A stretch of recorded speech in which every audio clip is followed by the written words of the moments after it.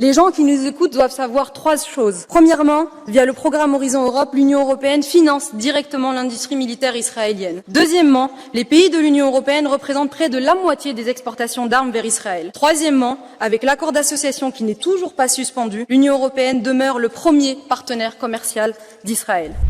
Des accords Sykes-Picot à nos jours, le peuple palestinien subit un véritable nettoyage ethnique. La passation coloniale entre l'Empire britannique et le mouvement sioniste poursuit le même objectif, déposséder les Palestiniens de la Palestine.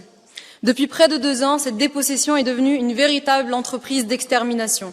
J'ai 2 minutes de temps de parole aujourd'hui. Sachez qu'il m'en faudra plus de 3000, ne serait-ce que pour citer les noms des Palestiniens assassinés par Israël depuis octobre 2023. Gaza. 100 000 tonnes de bombes larguées sur 2 millions de civils soumis à des déplacements forcés.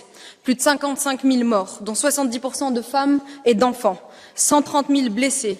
Plus de 200 journalistes et 300 humanitaires assassinés. 90% des écoles et 100% des universités rasées. Cisjordanie. Plus de 1000 morts, dont 200 enfants. 800 000 colons armés, soutenus par le régime israélien. Plus de 10 000 Palestiniens et Palestiniennes qui croupissent dans les geôles coloniales israéliennes. L'histoire se souviendra de ceux qui se sont levés et de ceux qui, comme vous, Madame Kallas, ont laissé faire. Dès octobre 2024, un rapport interne vous a pourtant été remis, concluant à des crimes de guerre, des crimes contre l'humanité et des actes de génocide commis par Israël. Qu'en avez-vous fait? Je vous le répète ici, vous êtes ce que vous faites, vous êtes ce que vous cautionnez. Les gens qui nous écoutent doivent savoir 3 choses. Premièrement, via le programme Horizon Europe, l'Union européenne finance directement l'industrie militaire israélienne.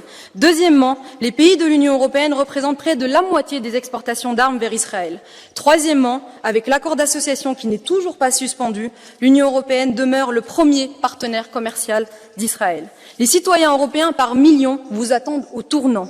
L'impunité d'Israël doit cesser. La complicité avec l'État colonial et criminel israélien ne se fera pas en notre nom, Madame Kallas, pour protéger vos petits intérêts. Rien, absolument rien, n'étouffera le cri qui réclame justice et dignité pour le peuple palestinien et à travers lui, celui des peuples que l'ordre capitaliste et néocolonial piétine et entraîne vers l'abîme. Vive la Palestine libre!